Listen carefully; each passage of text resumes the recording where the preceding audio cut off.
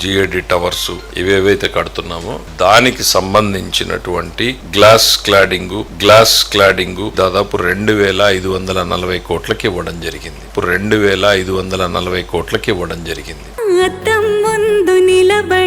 అబద్ధం చెప్పలేనే. ఎక్కడన్నా ఇంత దోపిడీ ఉంటుందా? ఇది ఒక బిల్డింగ్ కి అద్దాలు అమర్చడానికి 2500 కోట్లు అంట. అద్దాలు అమర్చడానికి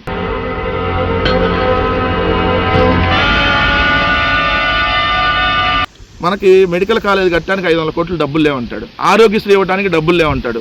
పిల్లలకు ఫీజు రింబర్స్మెంట్ ఇవ్వడానికి డబ్బులు లేవంటారు. హాస్పిటల్లో మందులు కొనడానికి డబ్బులు లేవని చెబుతారు. గ్లాస్ క్లాడింగ్ దాదాపు 2540 కోట్లకి ఇవ్వడం జరిగింది. అబద్ధం చెప్పలేనే. ఇక్కడేమో బంగారంతో రోడ్డు వేస్తున్నారు 180 కోట్లు ఎకరం. ఇక్కడేమో అద్దాలకి 2500 కోట్లు. ఎక్కడ ఎంత రకాల దోపిడీ చంద్రబాబు నాయుడు గారు చేస్తా ఉన్నారో, ప్రజల సొమ్ముని అప్పు తీసుకొని వచ్చి మరి ఏ విధంగా దోపిడీ చేస్తా ఉన్నారో ఇవన్నీ మనకు చూస్తే అర్థం కావట్లేదా?